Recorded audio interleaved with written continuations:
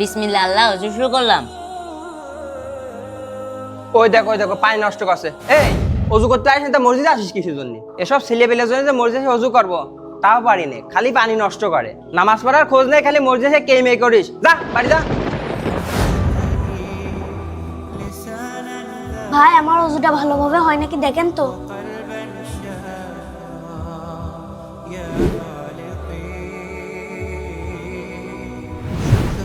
ভাই আমার ওযু কি সুন্দরভাবে হয়েছে? ভাই আপনি সুন্দরভাবে ওযু করে আমাকেই তো শিখিয়ে দিলেন। ঠিক আছে ভাই, এবার আপনি ওযু করে নেন। হুজুর দাঁড়ান।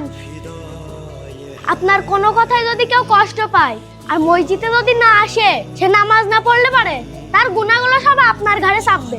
আপনার ভালো আচরণে যদি কেউ মসজিদে আসে, সে যত নামাজ পড়বে তার সব সওয়াব আপনিও পাবেন। তাই কথার মাধ্যমে কাউকে কষ্ট দেওয়ার আগে 100 বার ভেবে নিন। দর্শক বন্ধুরা, আমিন কি ঠিক বলেছে? অবশ্যই কমেন্টে জানাবেন।